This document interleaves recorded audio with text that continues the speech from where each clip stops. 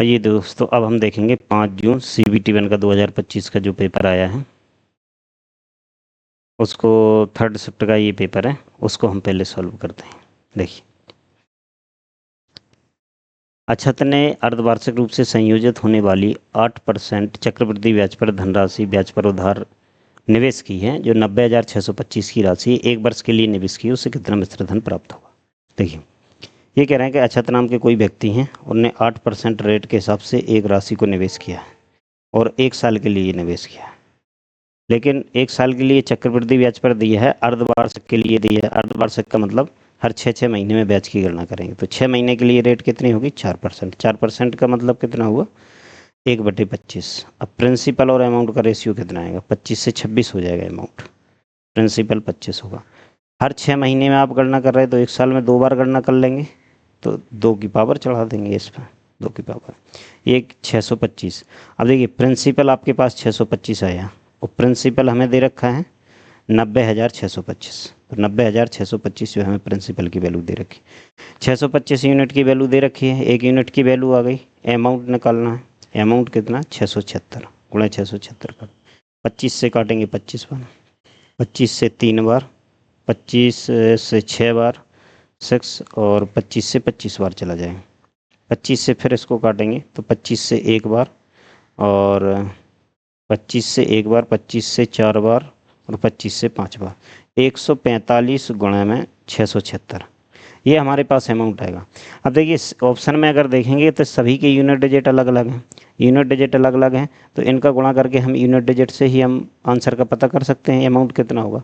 तो जैसे इसका यूनिट डिजिट निकालेंगे, यूनिट डिजिट 0 आ रहा है और 0 आपका एक ही ऑप्शन में दे रखा, तो हमारा अमाउंट 98,020 आ जाएगा। देखिए, इस सवाल को दूसरा तरीका क्या हो सकता है करने के लिए, उस दूसरे तरीके से भी हम कर सकते हैं। देखिएगा, दूसरा तरीका इस सवाल को करने के लिए क्या हो, प्रिंसिपल और अमाउंट, इन दोनों का जो रेशियो आ रहा था वो हमारे पास कितना? 25 का स्क्वायर और 26 का स्क्वायर आ रहा था। 25 का स्क्वायर 26 का स्क्वायर, 26 के स्क्वायर का मतलब है 13 का स्क्वायर गुणा 4। अब देख, 13 का स्क्वायर यानी कि जो भी हमारे पास अमाउंट होगा वो 13 का और 4 का मल्टीपल होगा, जो भी अमाउंट होगा। जैसे 676, तो 13 और 4 का मल्टीपल हमें ऑप्शन में देखना है, 13 और 4 का जो मल्टीपल होगा वही आंसर होगा। जैसे 4 से पहले हम चेक करते हैं तो पहला ऑप्शन हो सकता है, लेकिन दूसरा वाला ऑप्शन नहीं होगा, तीसरा वाला हो सकता है 4 से डिविजिबल है, चौथा भी 4 से डिविजिबल। अब हम एक बार 13 से डिवाइड करके देखते हैं। देखिए, अब 13 का डिविजिबिलिटी रूल क्या होता है? 13 का डिविजिबिलिटी रूल होता है कि 13 का बेस नंबर कितना होता है? 4 होता है। अब जैसे हमें ये वाली संख्या आपको 98,984, पहला ऑप्शन ले देखते हैं, 98,984, 984, ये पहला ऑप्शन है। अब इसको चेक करेंगे कैसे, ये 13 से डिविजिबल है नहीं, 13 का बेस नंबर 4, तो यूनिट डिजिट से आप 4 से यूनिट डिजिट में आप मल्टीपल करेंगे, 4 का गुणा करेंगे, तो 4 से कितना होगा? 16 हो गया, ये 4 हट जाएगा, इनको ऐड कीजिएगा इसमें, 14, 1, मतलब 11 का मतलब 1, 9 और ये 9। अब देखिए, सेम प्रोसेस फिर करना है, बेस नंबर से फिर इसमें गुणा करेंगे यूनिट डिजिट में, तो कितना? फिर 16 आ जाएगा, 16, ये 7, ये 0 और ये 0, ठीक है। अब फिर सेम प्रोसेस फिर करेंगे, फिर से बेस नंबर से 4 से गुणा इसमें करेंगे 7 में, तो कितना आ जाएगा? 28 आ जाएगा, ये हट जाएगा, ठीक है। अब 28 आ गया तो ये कितना हो रहा है? 128 आ गया, 4 से फिर गुणा कर दीजिए बेस नंबर से, तो कितना आ जाएगा? 32, और ये हट जाएगा, तो 2, 4, 3 और 1, 4। 44 क्या डिविजिबल है 13 से? नहीं डिविजिबल है, तो ये वाला आंसर नहीं हो सकता है। अब इसके बाद हम करते हैं तीसरे नंबर को भी चेक करते हैं, तो तीसरा वाला ऑप्शन को चेक करते हैं। आइए, कि 13 से डिविजिबल है या नहीं।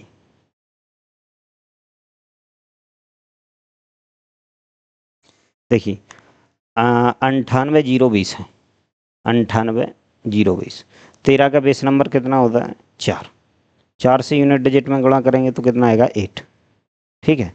अब इसमें ऐड करेंगे तो 988 आ जाएगा। अब फिर से हम 4 का गुणा यूनिट डिजिट में करेंगे तो कितना आ जाएगा? 32 को ऐड कर दिए, ये कितना हो जाएगा? 0, 1, 12 और 1, 13। अब देखिए 130 13 से डिविजिबल है, तो ये वाला आंसर हो जाएगा आपका तीसरे नंबर का। अब चौथा वाला भी ऑप्शन अगर आपको चेक करना है तो आप कर लीजिए, इसी तरह से हम चेक करेंगे। 13 का डिविजिबिलिटी रूल हमें पता होना चाहिए, तो ऐसे ही हम चौथा वाला ऑप्शन चेक करेंगे, तो चौथा वाला 13 से डिविजिबल नहीं होगा, आप चेक कर लीजिए, तो आंसर आपका तीसरा हो जाएगा। इस तरह से ऐसे भी हम निकाल सकते हैं। नेक्स्ट सवाल पर चलते हैं। ये कह रहे हैं कि 5 व्यक्तियों की आयु 20, 30, 35, 40 और 45 दी गई है, तो औसत आयु बताना है क्या है। देखिए 5 लोग हैं, उनकी आयु दे दी इन्होंने 20, 30, 35, 40 और 45, ये 5 लोगों की आयु। एवरेज कैसे निकालेंगे, सभी की आयु को जोड़ दीजिए और कितने लोग हैं उससे भाग दे दीजिए। सभी की आयु का योग आएगा ये, और 5 लोग हैं, 5 से भाग दे दीजिए।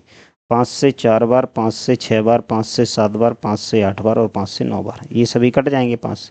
अब इनको ऐड कीजिएगा, कितना आता है 17, ये हो जाएंगे 10 और 17 मतलब 34, 34 आंसर आ जाएगा, ये आंसर होगा।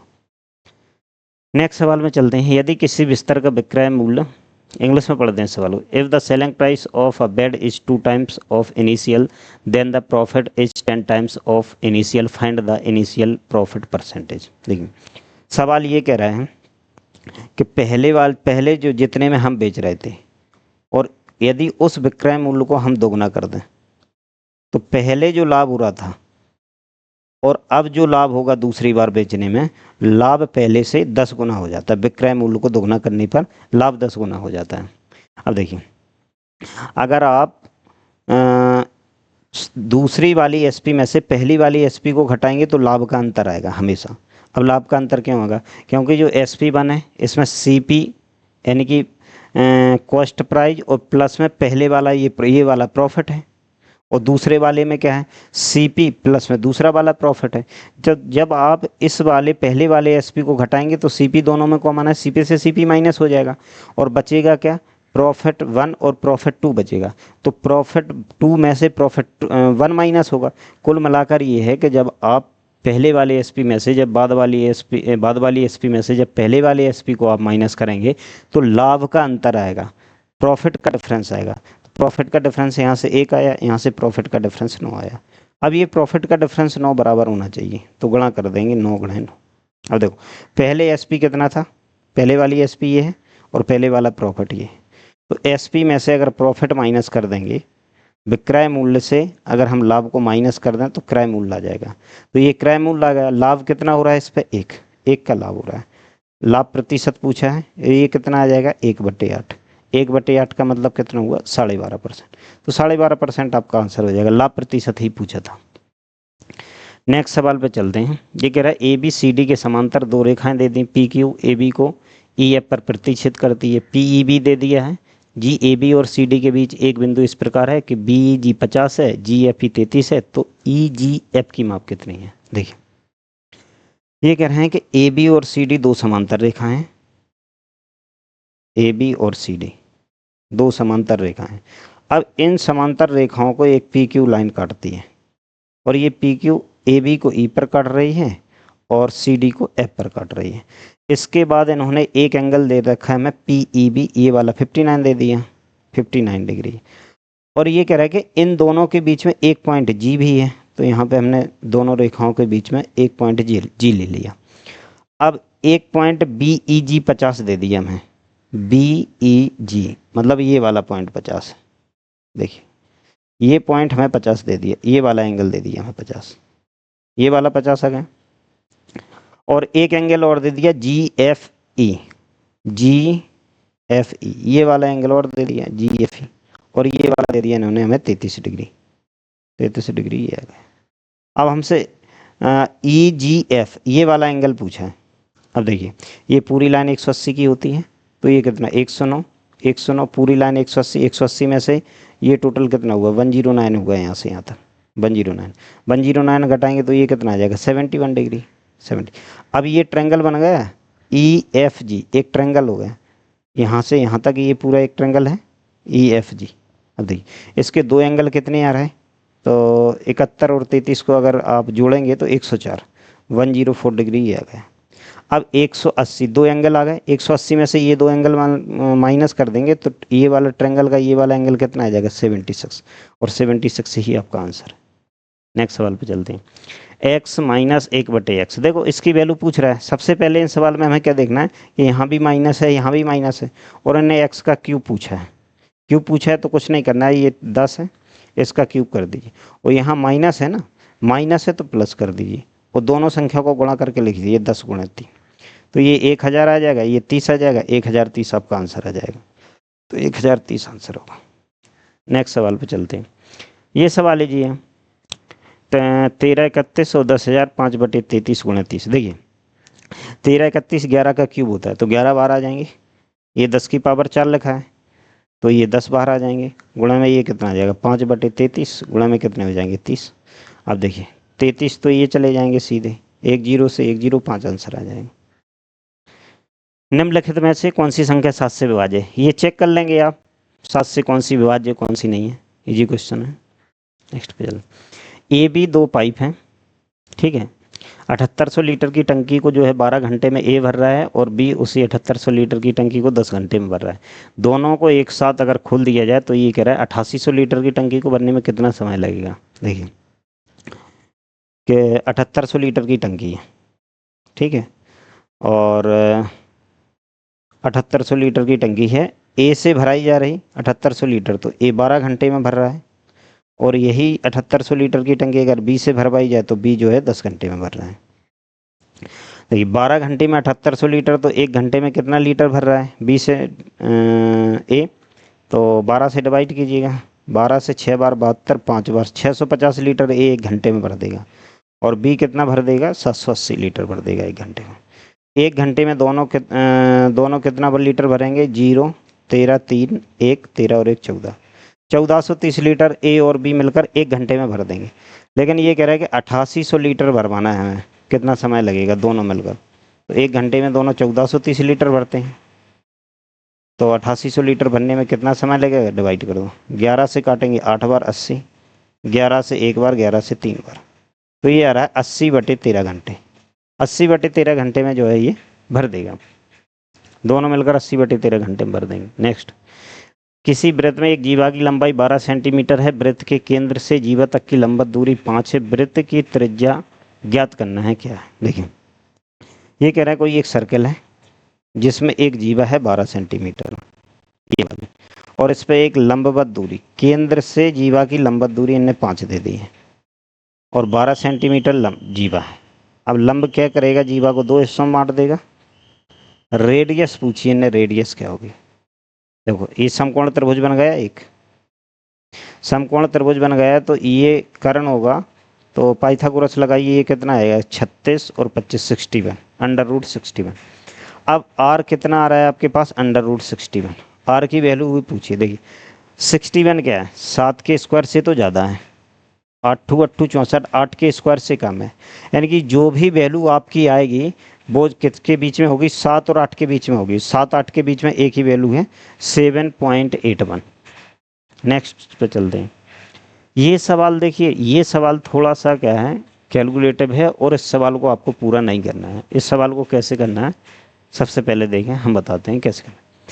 कि ऑप्शन पे अगर जाएंगे तो हम पूरी कैलकुलेशन ना करके हम केवल लास्ट के 2 डिजिट ही यदि हम निकाल लें, लास्ट के 2 डिजिट निकाल लें, पूरी कैलकुलेशन का लास्ट के 2 डिजिट, तो हमें आंसर मिल जाएगा। क्योंकि देखो 1 डिजिट नहीं कर सकते, क्योंकि यहाँ भी 4 मिल रहा है हमें, यहाँ भी 4 मिल रहा है, यूनिट डिजिट मैच कर रहे हैं।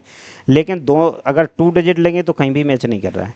तो इसका मतलब अगर हम लास्ट 2 डिजिट पे कैलकुलेशन कर देंगे तो आंसर आसानी से निकाल सकते हैं। अब आते हैं सवाल को समझते हैं।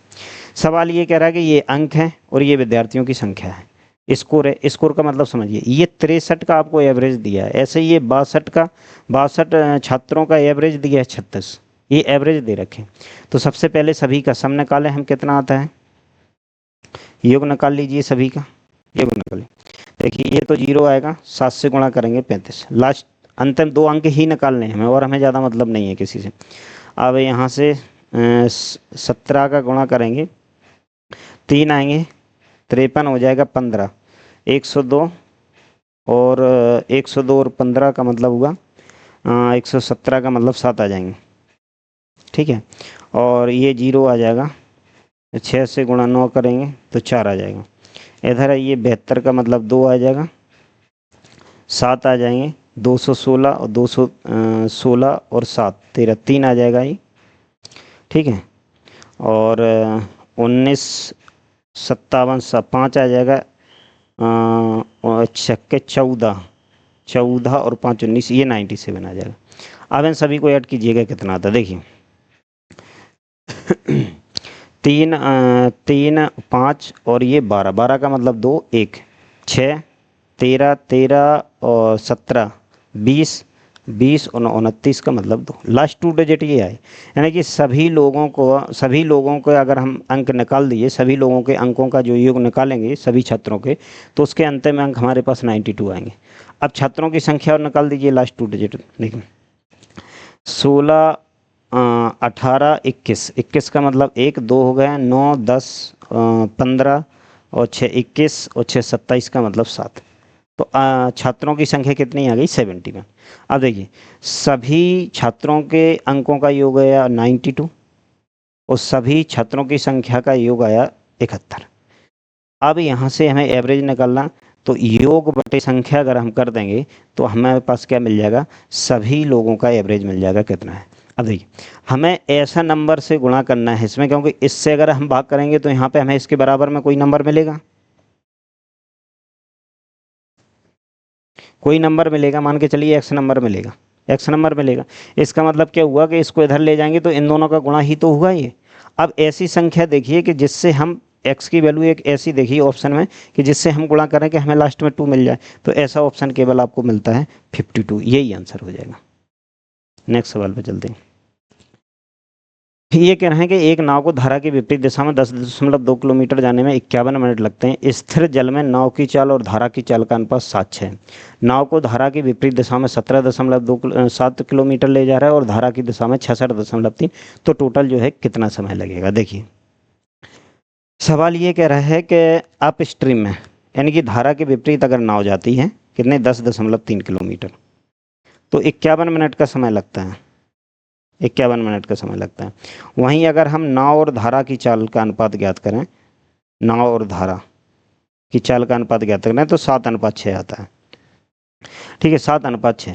अब सवाल में ये कह रहे हैं कि अगर हम 17.7 और 66.3 17.7 और 66.3 किलोमीटर अगर जाएं, 17.7 किलोमीटर और 66.3 किलोमीटर, ये धारा के विपरीत जाएं और ये धारा के अगर हम साथ जाते हैं, तब टोटल कितना समय लगेगा, टाइम पूछा है।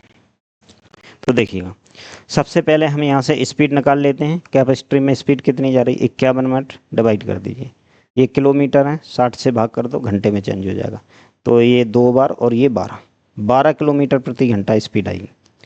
धारा के कैसे आ रही है विपरीत। अब ये धारा के विपरीत चालें क्या होती हैं, माइनस होती हैं, तो धारा के विपरीत चाल अगर निकालेंगे यहाँ से हम, तो x में से ये माइनस हो जाएगा, तो 1 यूनिट आ जाएगी, 1 की वैल्यू कितनी हो गई 12 किलोमीटर।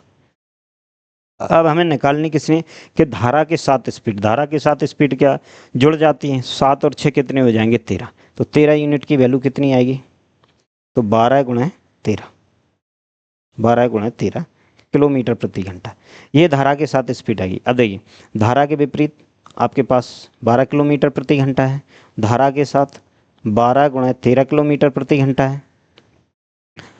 अब दूरी बटे चाल, तो यहाँ से टाइम बता देंगे कितना आएगा, तो 3 से डिविजिबल हो सकता है, 15 27 3 से हो रहा है, 3 से ये 4 बार जाएगा, 3 से ये 5 बार जाएगा, 2 3 से 9 बार 5.9, इसको भी काटिएगा।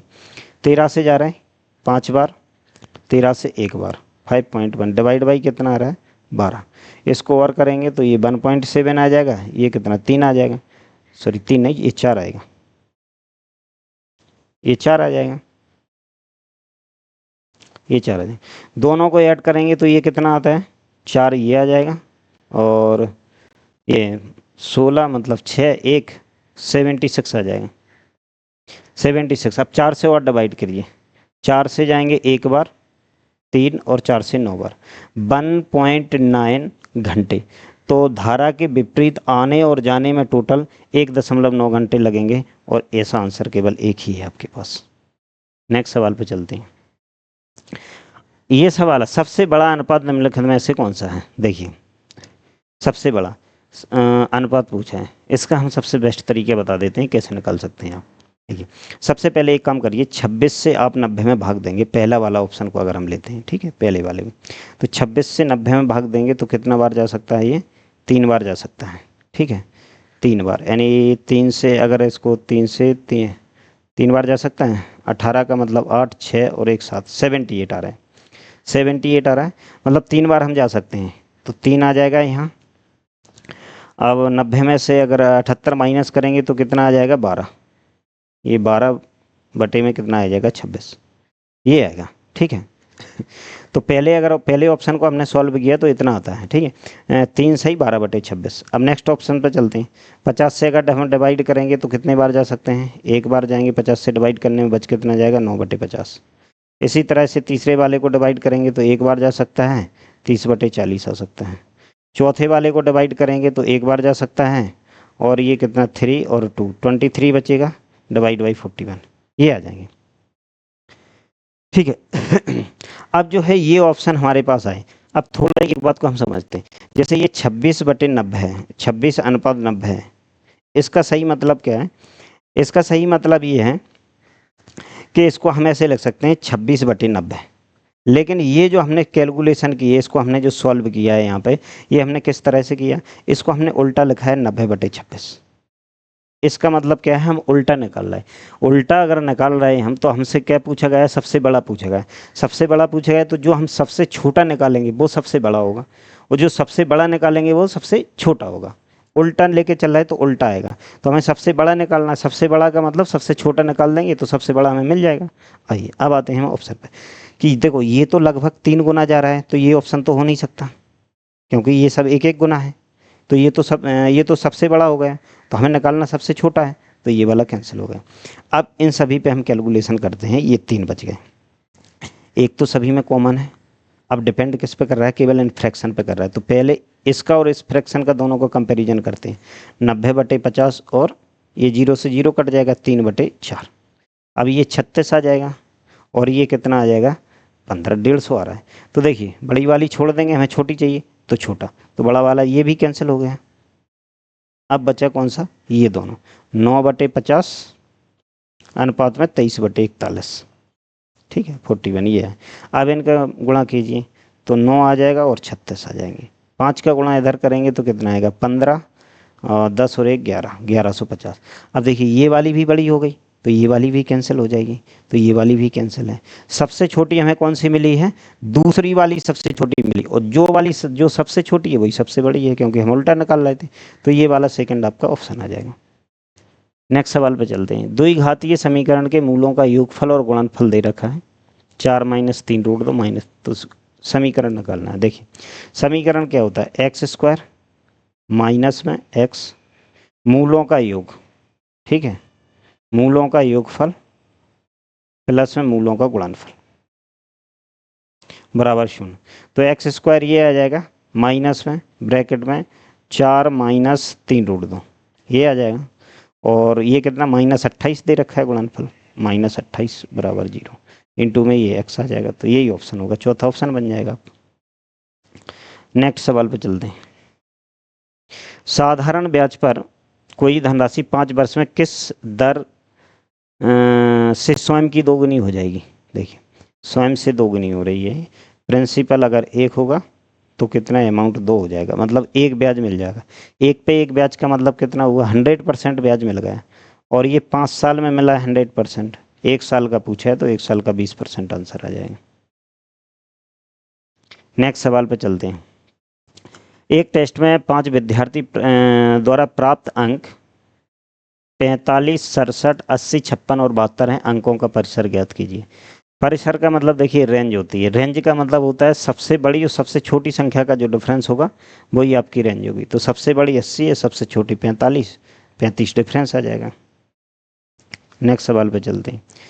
ये कह रहा है कि ऊर्ध्वाधर छड़ है, कोई एक ऊर्ध्वाधर छड़ है, ठीक है, और उसकी छाया का अनुपात 2√12 है। 2√12 का मतलब कितना होगा, इसको काट दी, 1√3 हो गया, 1√3, तो ये 1 आ जाएगा, इसकी छाया √3 आ जाएगी। ट्रायंगल बनाएंगे तो ये एंगल थीटा आ जाएगा। टेन थीटा कितना होता है, 1/√3, और 1/√, लंब बटे आधार, तो 1/√3, इसका मतलब कितना होगा, टेन 30 की वैल्यू होती है 1/√3। नेक्स्ट पे चलते हैं। चुनाव में 2 उम्मीदवार हैं, एक उम्मीदवार को 48% वोट मिले हैं और दूसरे वाले से 756 वोटों से वो हार गया है। तो कुल वोटों की संख्या बतानी कितनी है। देखें 48% वोट मिलते हैं भैया हारने वाले को, टोटल तो 100% हो गए, तो जीतने वाले को 52% मिल गए। कितने से हारा ये 4%, और 4% की वैल्यू कितनी दे रखी है 756 दे रखी है। 4 से काटिएगा तो 4 से जाएंगे 1 बार और 4 से 8 बार, 32, 3 और 9 बार। 100% पूछा है, 1% आया 189, ठीक है 189 ये आया। अब 100% चाहिए, 2 जीरो चिपका दीजिए, ये आंसर बन जाएगा। नेक्स्ट सवाल, लाल हरे गुलाबी टोकन वाले बैग में लाल और हरे टोकन का अनुपात 7:20 था, जबकि गुलाबी और लाल टोकन का अनुपात 15:12 था। 7, 20 और 15:12, 7, 20 और 15:12, 15:12 ये रेशियो दे रखा है। अब ये हैं कौन कौन से, ये देखिए लाल और हरे हैं, रेड और ग्रीन है, और पिंक और रेड है, पिंक और रेड है। अब देखिए रेड दोनों जगह है, तो दोनों जगह रेड बराबर होने चाहिए। बराबर होने के लिए यहाँ पे 12 का गुणा करना पड़ेगा रेड को बराबर, यहाँ पे 7 का करना पड़ेगा। 7 का इधर तो 7 का इधर भी करेंगे, 12 का यहाँ तो 12 का यहाँ भी करेंगे। अब ग्रीन और पिंक का रेशियो पूछा है, तो ग्रीन और पिंक का रेशियो कितना आएगा 12, 20 गुणा 12, 15 गुणा 7 ये आएगा। 5 से ये 4 बार कट सकता है, 5 से ये 3 बार, 3 से ये 4 बार, 16 और 7 का रेशियो आ जाएगा। तो 16, 7 एक ही ऑप्शन है। नेक्स्ट सवाल में चलते हैं। अब इसको देखिए हल करना है, सॉल्व करना है। तो सबसे पहले ब्रैकेट सॉल्व करेंगे, ब्रैकेट में भी सबसे अंदर वाला ब्रैकेट सॉल्व करेंगे। तो सबसे अंदर वाला ब्रैकेट ये आया 11, ये आया 13, डिफरेंस आया 2। 5 में से ये 2 माइनस हो गया तो कितना बच जाएगा, सॉरी 7 में से ये 2 तो 5 बचेगा, और 7, 5 कितना आ गया 12। तो 144 भागा, ऐसे लिखते हैं इसको, यहाँ पे भाग है और ये ब्रैकेट में बचा हुआ है कितना 8/4 गुणा में ये कितना रहा है 12, 12 का गुणा कर दिए 4 से 3 बार। अब 144 बटे ये कितना आएगा 24, 24 छक्के 144, तो 6 आंसर आ जाएगा। नेक्स्ट सवाल, 3 लोग हैं, आलोक, गीता, सुरेश ने एक व्यवसाय शुरू किया। 56, 52,000 और 69,000 का निवेश किया। वर्ष के अंतर में कितना 76,700 का लाभ हुआ है, और अर्जित लाभ का 31% दान भी दे दिया इन्होंने, ठीक है। तो शेष को उनके निवेश के अनुपात में उनके बीच विभाजित किया जाता है। सुरेश का हिस्सा बताना है आपको क्या है। देखिए कौन, आलोक, गीता और सुरेश हैं। 56, 52, 69, 56, 52 और 69, ठीक है। आलोक, गीता, सुरेश, आलोक, गीता और सुरेश 3 लोग हैं, ठीक है। आलोक, गीता और सुरेश, इनकी ये पूंजी का अनुपात है। पूंजी का मतलब आप ये कह सकते हैं कि ये कैपिटल का अनुपात है, कैपिटल का अनुपात है। अब कैपिटल कितनी, लाभ कितना हुआ टोटल 76,700 का लाभ हुआ है, ठीक है। 76,700 का टोटल लाभ हुआ है, 76,700 का टोटल लाभ हुआ है, 76,700 ये टोटल लाभ हुआ है। और इसमें से इनने कितना कर दिया 31% दान दे दिया। 31 तो बचा कितना 69%। अब ये 69% को इन्होंने क्या किया कि सभी को जो है लाभ के अनुपात में बांट दिया, जिस जिस पूंजी के अनुपात में बांट दिया। तो पूंजी का अनुपात ये आया। अब देखिए लाभ कितना हो सकता है टोटल 11 और 6, 17 का मतलब 7, 1 हो जाएगा। मतलब ये कितना 7, 12, 12 और 5, 17, 177 आ गए। देखिए तो सभी को पूंजी के लाभ में बांटेंगे तो कितना आ रहा है 177 यूनिट आ रहा है टोटल धनराशि। और 177 की वैल्यू कितनी दे रखी ये दे दी, 177 से डिवाइड कर देंगे 1 यूनिट आ जाएगा। सुरेश का हमसे पूछा है तो गुणा में 69 और कर देंगे ऐसे। अब देखिएगा, अब फिर से कैलकुलेशन आपके पास फिर भी बहुत ज़्यादा फंस गई। अगर हम ऑप्शन में जाएंगे तो 1 यूनिट तो हमें पता चल रहा है कि 1 यूनिट में क्या है, 1 यूनिट तो एक सिंगल यूनिट का अगर हम देखेंगे, single unit sorry unit digit देखें तो यूनिट डिजिट एक जगह मैच कर रही है, और लास्ट 2 डिजिट देखेंगे तो कहीं मैच नहीं कर रहा है। इसका मतलब इस कैलकुलेशन का अगर हम लास्ट 2 डिजिट निकाल लेंगे तो हम आंसर बता सकते हैं कि आंसर कितना होगा। तो इस तरह से हम पूरा गुणा ना करके केवल हम लास्ट 2 डिजिट पे अगर हम काम करें तो हम जो है बता सकते हैं आंसर का कितना होगा। देखिए अब परसेंट से ये 2 जीरो हट जाएंगे, लास्ट 2 डिजिट निकालना। अब 69 इंटू 69 करिए कितना आता है, 69 इंटू 69। आप 69 इंटू 69 करेंगे तो 81 का मतलब 1 आ जाएगा, और 81 और 54, 54 और 8 4 12 का मतलब 2, 21 आ जाएगा, और 54 का मतलब 4 आएगा। ये कितना आ जाएगा 61। तो 69 इंटू 61। अब लास्ट 2 डिजिट इसका भी ले लीजिए, इंटू में 67 करिए, इंटू में 67। तो 7 और 42 का मतलब 2 गुणा 6 का मतलब ये आ गया, ये 7 आएगा, ये 87। अब हमने इस कैलकुलेशन को देखा कि लास्ट 2 डिजिट ऊपर की कैलकुलेशन की है, तो लास्ट जो 2 डिजिट हमारे पास आए वो 87 आए। अरे इसको हमने सॉल्व किया तो इसका जो हमें मिला है आपका लास्ट 2 डिजिट, लास्ट 2 डिजिट कितना मिला है, इसको सॉल्व करने पर 87 मिला लास्ट 2 डिजिट, 87। तो अब 87 हमारे पास लास्ट 2 डिजिट आया। अब 177 यहाँ पे दे रखा है। अब ये बताओ कि कौन से ऑप्शन में हम जो है 77 का गुणा करें कि हमें जो है 87 मिल जाए लास्ट 2 डिजिट से। देखिए पहले तो यूनिट डिजिट से ये 2 ऑप्शन पहले ही ऑप्शन लेके चलते हैं हम। तो पहले ऑप्शन का हम लास्ट 2 डिजिट लेते हैं 31। 31 का मल्टीपल कीजिए, 31 का अगर 77 से हम मल्टीपल करेंगे तो ये कितना आएगा, देखिए 77 आ जाएगा गुणा में, और यहाँ से 77, और 21 का मतलब यहाँ से 1 आ जाएगा, तो ये 7 आ जाएगा, ये 87। देखो इसके लास्ट 2 डिजिट से हमें गुणा करने पर 87 मिल रहा है, तो यानी कि हमारा आंसर कौन सा आ जाएगा, एक पहला ऑप्शन बन जाएगा। एक तरीका तो इसको करने का ये हुआ, दूसरा तरीका भी हम बताते हैं इसको कैसे कर सकते हैं। देखिए दूसरे तरीके में भी अगर हम मल्टीपल का यूज कहीं कर दें तो दूसरा तरीके को हम बता सकते हैं कैसे। अब सुरेश की अगर आपको निकालनी है तो सुरेश की जो भी इनकम आएगी वो 69 का मल्टीपल आएगी। 69 का मल्टीपल का मतलब 3 गुणा 23 का मल्टीपल आएगी, ठीक है, 23 गुणा 3 का मल्टीपल। तो सबसे पहले हम एक बार चेक करेंगे, 23 गुणा 3 का मल्टीपल आएगी, जो भी आंसर आएगा सुरेश का। 3 से चेक करते हैं, 3 से कौन कौन सा डिविजिबल है और कौन कौन सा नहीं है। तो 6 3 9 ये वाला आंसर हो सकता है, 6 9 5 ये वाला आंसर नहीं हो सकता है। नेक्स्ट चेक करते हैं 10 13 ये भी आंसर नहीं हो सकता है। इसके बाद अगला चेक करते हैं 9 9 ये 2 आंसर हो सकते हैं, ये दोनों आंसर हो सकते हैं, ठीक है। अब ये दोनों आंसर हो सकते हैं 3 से अगर डिविजिबल। अब रहा 23 का मल्टीपल, और हम चेक कर लेते हैं।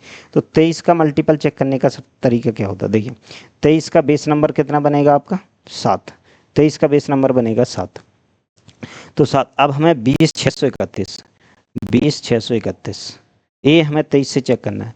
अब जो बेस नंबर होता है उससे हम यूनिट डिजिट में गुणा कर देंगे, गुणा कर देंगे तो कितना आएगा 7, और उसको जोड़ देंगे, 0 आ जाएगा 1 7 0 2, तो 0 तो वैसे ही छोड़ देंगे, ठीक है, इसको कैंसिल कर देंगे। अब फिर बेस नंबर से फिर गुणा करेंगे हम इसी यूनिट डिजिट में, तो कितना आएगा 49, 49 को ऐड करिएगा इसमें, बाकी नंबर में कितना बचा 9 6 69। अब देखो 69 23 से डिविजिबल है, तो इसका मतलब पहला वाला आपका आंसर बन जाएगा, ठीक है। अब इसको चेक करेंगे तो दोनों 23 से डिविजिबल नहीं होंगी, चेक करना है तो कर लीजिए, तो आपका ये पहला वाला आंसर हो जाएगा। ये 23 से डिविजिबल नहीं होगा चौथा, आपको चेक करना है तो चेक कर लेंगे जैसे हमने किया वैसे। अब आते दो संख्या हैं, लघुत्तम समापवर्तक और महत्तम समापवर्तक जो है हमको इन्होंने दे दिया है, ठीक है। दो संख्याओं का जो है लघुत्तम समापवर्तक, दो संख्याओं का अनुपात 7:6 दे दिया है। लघुत्तम समापवर्तक और महत्तम समापवर्तक का गुणनफल दे दिया है, और इनका महत्तम समापवर्तक और लघुत्तम समापवर्तक का जो है व्युत्क्रम का योगफल बताना। देखिए एलसीएम एचसीएफ का इन्होंने क्या पूछा, रेसिप्रोकल व्युत्क्रम का योग पूछा। तो संख्या हम एक 17x मान लेते हैं, दूसरी हम 6x। इनका एचसीएफ कितना आएगा x, एलसीएम कितना आएगा 102x। इनका व्युत्क्रम क्या होगा, x के बटे में ले जाएंगे, इनको जोड़िएगा, तो ये आ रहा है 102x। ऊपर कितना आ जाएगा, x से x 102, 102 से 103, तो ऊपर 103 होना चाहिए, नीचे 102 का मल्टीपल। ऐसा ऑप्शन पहला दिखाई दे रहा है, बाकी नहीं है। नेक्स्ट सवाल में चलेंगे। ये कह रहे हैं सवाल, 10 सेंटीमीटर त्रिज्या के उस गोले को पिघलाकर उससे 125 एक समान गोले बनाए जाते हैं। मूल गोले के पृष्ठीय क्षेत्रफल और इस प्रकार बने 6 छोटे गोलों के कुल पृष्ठीय क्षेत्रफल का अनुपात क्या है। देखिए अब किसी भी गोले का आयतन किस पे डिपेंड करता है, उसकी आर के क्यूब पे डिपेंड करता है। आर क्यूब इतना बन जाएगा बड़ा गोला। अब इस बड़े गोले से हमने मान लिया छोटे छोटे आर रेडियस के गोले बनाए गए हैं, तो एक गोले का आयतन बना आर क्यूब। अब ऐसे 125 गोले बने तो 125 से गुणा कर देंगे। तो बड़े गोले से ये इतने सारे गोले बनाए गए, तो सभी छोटे गोलों का और बड़े गोले का आयतन बराबर होना चाहिए, हमने बराबर कर दिया। 125 से जब ये काटेंगे तो 2 2 3 बार आ जाएंगे, आर की वैल्यू 2 आ जाएगी। अब देखिए इनने पूछा है संपूर्ण पृष्ठ के क्षेत्रफल का अनुपात क्या होगा। संपूर्ण पृष्ठ क्षेत्रफल, क्षेत्रफल यानी कि एरिया किस पे डिपेंड करता है, आर स्क्वायर पे डिपेंड करता है। तो 10 का स्क्वायर हो जाएगा अनुपात। ये बड़े गोले का एरिया, छोटे गोले का एरिया कितना होगा, 2 का स्क्वायर मतलब 4। लेकिन छोटे गोले के 6 गोलों का संपूर्ण पृष्ठ का क्षेत्रफल का रेशियो पूछा है, तो गुणा 6 से कर देंगे, 1 का 4, तो 6 गोलों का इतना होगा। अब ये काटेंगे तो ये 25 आ जाएगा और ये 6 आ जाएगा, तो 25:6 आंसर होगा। नेक्स्ट पे चलते हैं। ये कह रहे हैं कि कुछ लोग हैं, पुरुष हैं, महिला हैं, बच्चे हैं, शामिल हैं, उनमें से 20 50 और % महिलाएं, बाकी बच्चे हैं, उनका औसत वजन 45 50 50 है। समूह का औसत बताना है क्या होगा। देखिए पुरुष हैं, ठीक है, यानी कि मेल है, फीमेल है और चिल्ड्रन। देखिए ये मेल कितना है 20%, इधर लग दे रहा है 20%, 50%, तो बाकी बचे 30% बच्चे। इनका रेशियो निकालेंगे 2 5 3, तो 2 5 3 ये इनकी संख्या आ गई। अब देखिए मेल का जो एवरेज है वो 50 kg है, फीमेल का कितना दे रखा है, फीमेल का मेल का 45 है, फीमेल का 50 है और बच्चों का भी 50 kg एवरेज है। अब सभी का एवरेज पूछा है तो गुणा कर लीजिए। अब टोटल बच्चों का टोटल वजन कितना हो जाएगा, एवरेज 50, एवरेज गुणा संख्या, तो 150 ये आ जाएगा। महिलाओं का 250, पुरुषों का 90। सभी को ऐड करिएगा, सभी लोगों का टोटल वजन कितना है, तो 300 400 490 आया, 490। और टोटल लोगों की संख्या है कितनी, 8 और 2 10 लोग हैं, तो 10 का वजन आएगा 490, लोग 10 से डिवाइड कर दो, एवरेज आएगा 49 इनका एवरेज हो। दूसरा तरीका भी बता देते हैं हम, दूसरे तरीके से कैसे करना है देखिएगा। दूसरे तरीके से हम कैसे करेंगे, ठीक है। देखिए ये भी 50 है, हमने मान लिया कि सभी लोगों का समूह का जो एवरेज होगा, किसका समूह का एवरेज हम 50 मान लेते हैं, ठीक है, ये 50 एवरेज है। अब देखिए ये जो बच्चे हैं इनका एवरेज 50 था, सही है। ये महिलाएं 5 हैं, इनका एवरेज 50 था, ये भी सही है। लेकिन ये जो बच्चे हैं, बच्चों का एवरेज 45 है, तो बच्चों का एवरेज कितना ज़्यादा चला गया, एवरेज 5 ज़्यादा गया। एवरेज 5 तो कितने बच्चे, पुरुषों का 2 ज़्यादा गया। बच्चों का सही है, महिलाओं का सही है, पुरुषों का 2 ज़्यादा गया। अब पुरुषों का एवरेज 5 ज़्यादा गया है, 5 एवरेज ज़्यादा गया, पुरुष की संख्या कितनी है 2, तो एवरेज गुणा अगर संख्या कर देंगे तो टोटल कितना ज़्यादा गया है वजन, 10 किलो वजन ज़्यादा गया। और 10 किलो वजन ज़्यादा गया है, लोग कितने हैं 10। अगर ये 10 किलो वजन का एवरेज 10 लोगों में निकालेंगे तो एवरेज कितना आएगा 1, यानी टोटल एवरेज 1 ज़्यादा गया है, 1 को माइनस कर दिए 49 आंसर फिर से आ जाएगा, तो ये आंसर होगा। नेक्स्ट सवाल पे चलते हैं। कोई रसोइया है, वो हर महीने 8400 अर्जित करता है, यानी कि उसकी कमाई है, ठीक है। प्रत्येक माह है वो 60% खर्च कर देगा, 40% बचेगा। एक वर्ष के चौथाई समय में कितनी बचत होगी। देखिए 8400 जो है वो कमा रहा है, उस 60% खर्च कर रहा है, तो बचा कितना रहा है 40% वो बचा रहा है। अब ये कह रहे हैं कि 1 साल के 1/4 समय का मतलब क्या हुआ, 3 माह।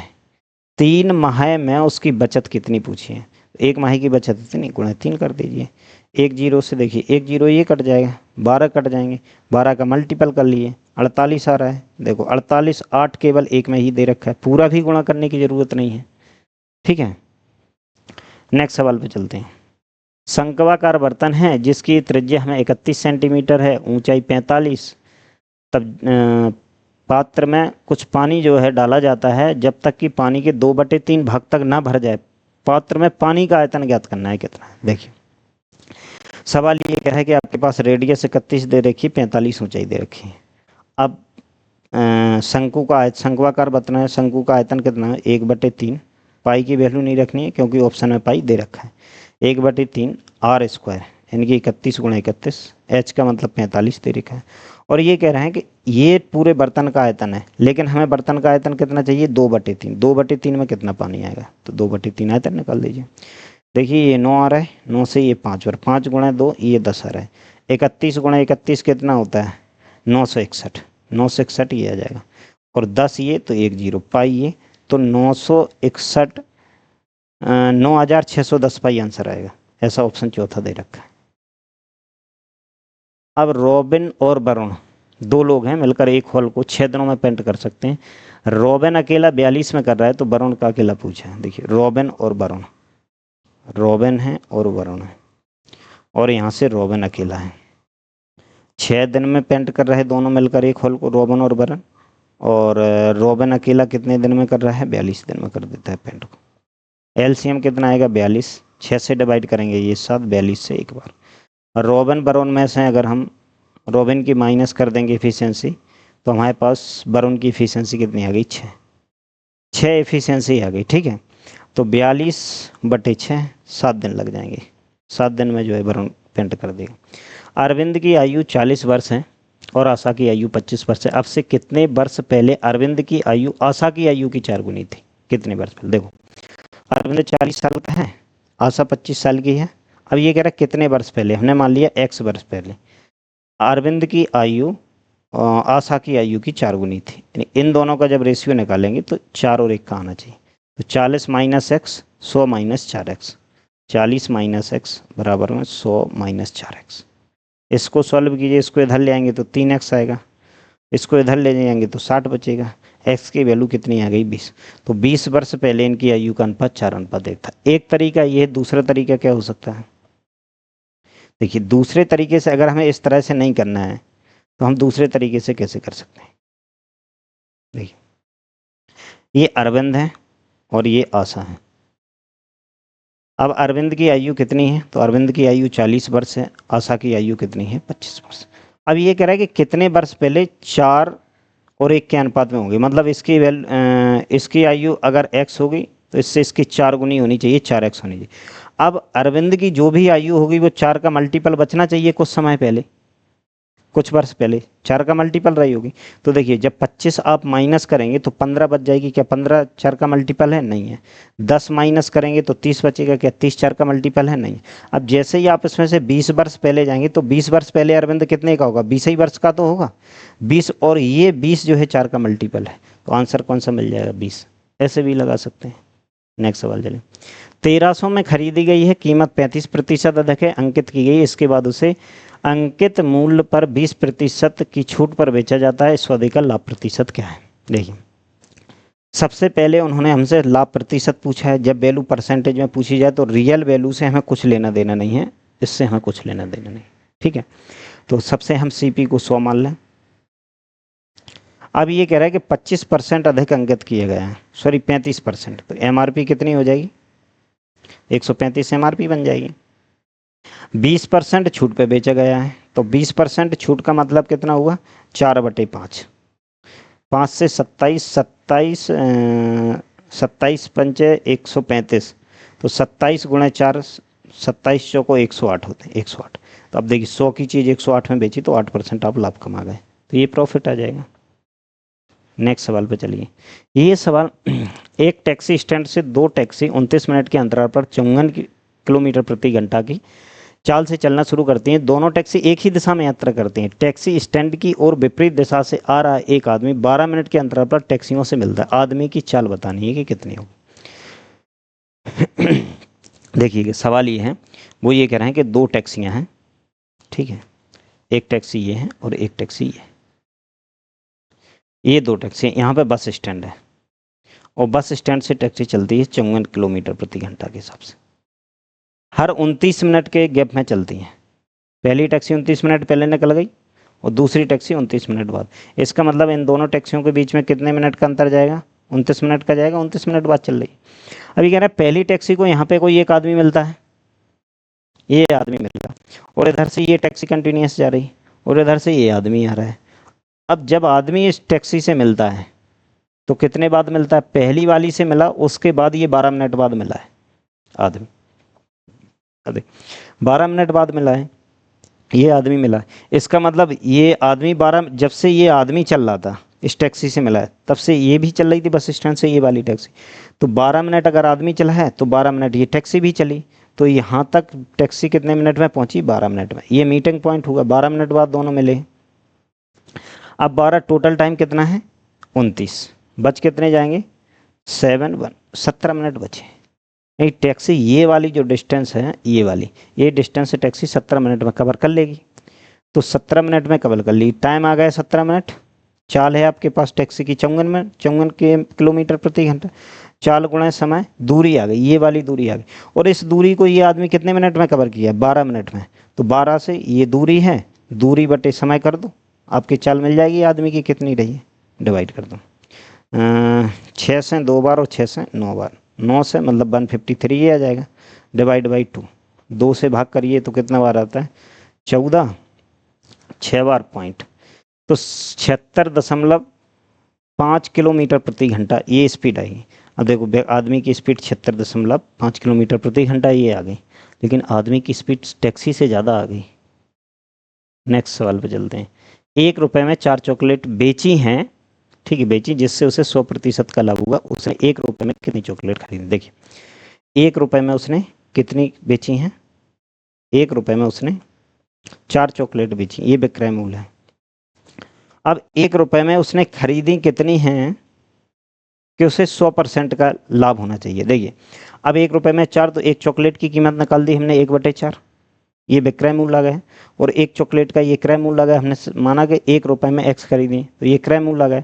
अब 100% लाभ होने का मतलब 2 से गुणा कर दिया आपने, तो x की वैल्यू बताइए कितनी आ जाएगी? यहाँ से 8 आंसर होगा, ये वाला आंसर बन जाएगा। तो ये था आपका 5 जून का पेपर था, 3rd शिफ्ट का। उसको हमने जो है पूरा पेपर का सॉल्यूशन करा दिए। अब अगला पेपर लेके हम फिर से मिलेंगे आपको, ठीक है। हाँ, और ये अगर PDF आपको चाहिए इस क्वेश्चन से, तो सारे PDF हमारे टेलीग्राम जो है से आप PDF को जो है डाउनलोड कर सकते हैं। जितने भी मेंस के क्वेश्चन आए हैं NTPC CBT 1 में, उन सभी पेपरों की आपको PDF मिल जाएगी।